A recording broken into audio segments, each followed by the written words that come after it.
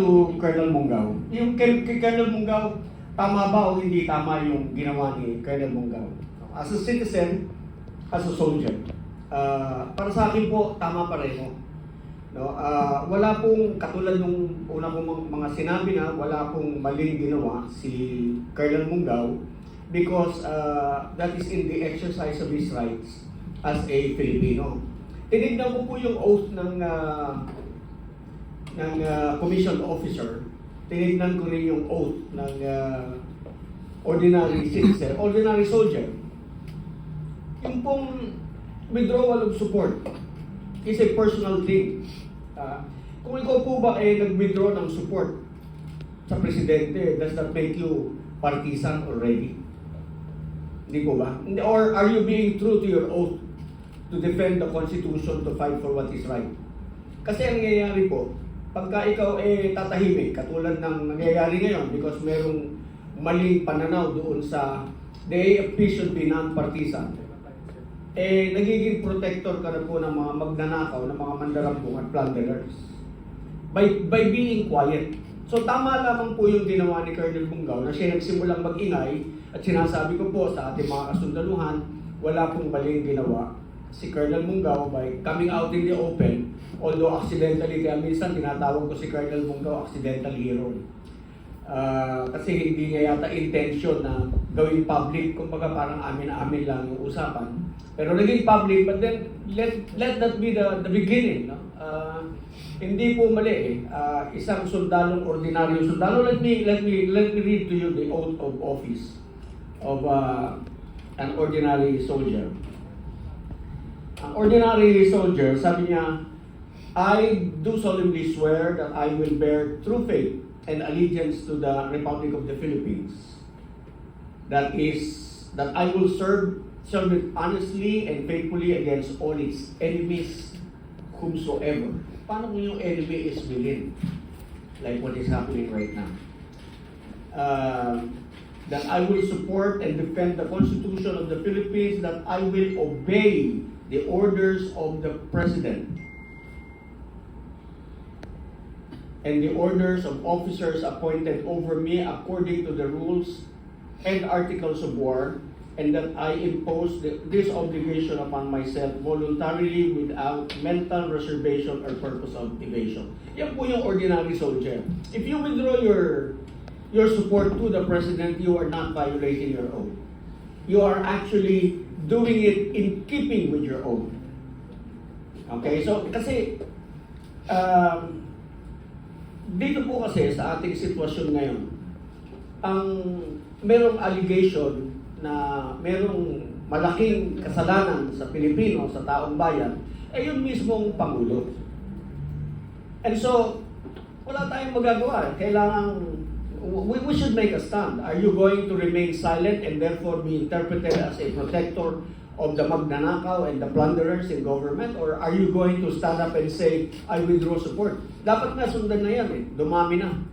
Para magkaalaman tayo. Ngayon doon sa survey, hindi ko lang ang survey negative na Does that mean hindi negative yung mga uniform personnel natin? Kasi that's a, kumbaga yung mga survey na yan is kumbaga general. It applies to all the population. Ngayon, yung code of conduct naman ng mga sundalo, every soldier recites this pledge, which serves as their professional creed. Bago pa mag-umpisa, meron kang creed, pinapamemorize sa ito. I am a soldier. I am a Filipino soldier. I will support and defend the Constitution of the Republic of the Philippines. I am a Filipino soldier. I will fight all forces that would destroy the freedom and independence of the Filipino people. I am a Filipino soldier. I will obey the laws, legal orders, and decrees of my lawful superiors at all times. I am a Filipino soldier. I will uphold the supremacy of civilian authority over military in war and in peace. I am a Filipino soldier. I will live and die in the true Filipino tradition of valor, honor, duty, and loyalty. To all this, I pledge my life, my treasure, my sacred honor. See, so, meron bang na-violate dito si Colonel Mungao by doing what he did, by declaring he is withdrawing his personal support for the President? Palagay ko po wala. As a matter of fact, he is covered by the Bill of Rights, yung kanyang freedom of speech, freedom of expression, under Article 3. Anyway, I think that's Section 4. Tapos yung Section 18 ng Bill of Rights, he cannot be detained. If they're detaining him, we want them to know that he cannot be detained by reason only of his political belief. Walang santiwala sa Pangulo, and he was brave enough to declare that I can no longer support the President. And rightly so, dahil kita naman natin, siya yung may pananagutan dapat, hindi siya nananagot, ayaw niyang managot. Ayaw niyang humarap, ginagamit niya ang puwersa ng gobyerno to protect him and his cousin.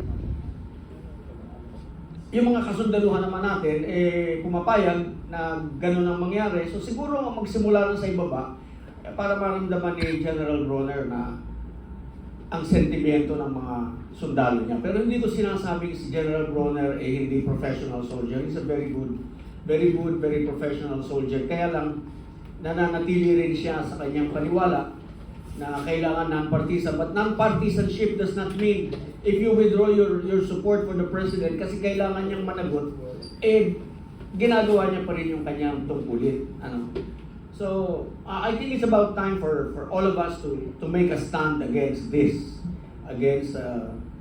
Hindi pwedeng lahat ginagamit ng gobyerno ang kanilang buong resources to protect the criminals among us. Kasi lagi namin naririnig that you've sworn to actually protect the Constitution and also the people. And also in the context of the Articles of War, ano po ang limitations mo? Because some people understood that as, trying also protecting the Commander-in-Chief. Are there limitations to that? At which we say, pag nag-cross ng line na to, this is where I make a decision as a soldier. Yung Articles of War kasi tinignan ko Article 96 and 97. Article 96 is unbecoming of an officer and a gentleman. I don't think he was naging unbecoming, yung unbecoming ka for declaring your belief, your personal belief, which is guaranteed by the Constitution. I do not believe that they can dismiss him from the service on the ground of Article 96 or kahit 97 because wala naman siyang sinabing inimical to the interest. Hindi niya nga siniraan ng armed forces, hindi rin niya. Ang sinabi niya, I remain loyal to the Republic, I remain loyal to the armed forces of the Philippines. So walang Article 96, walang Article 97. I don't know kung saang bulsa ng Panginoon nila kukunin yung ididemanda nila kay Colonel Mungao para siya ay parusahan or indiscipline. Actually, he is in keeping with his oath, actually. Yun yung sa akin. Ginawa niya dahil siya ay tunay na sundalong Pilipino na true to his oath, true to his creed. Talagang yun din dapat ang maintindihan. Meron yung pulis at one time yung ordinary policeman na dinismiss nila for also withdrawing his support for the President. I think that has to be corrected as well. Alright. Is nasa 62%. So that's very significant. So question ko lang po, is ano po ang implications nito dun sa leadership ng presidente natin? Especially in a situation na kung nasaan tayo ngayon. Well, alam mo Rob, napakahirap kung gano'n yung numero mo. Kasi you're on your third term, which is the midterm. At usually, pag midterm, meron ka na dyan mga legacy na ina-announce, nagawa ko na ito. Itong administrasyon na ito, walang maituro na legacy. Whether in terms of projects, in terms of programs, or even in terms of plans. So kung ganun yun, coming from a 2025 election na hindi rin sila nakakonvert na maayos, that would mean that his base is being eroded, and I specifically refer to you dun sa pro-administration, anti-administration. Pag nakita mo yung graph na yun, talagang pababa. Yes. No?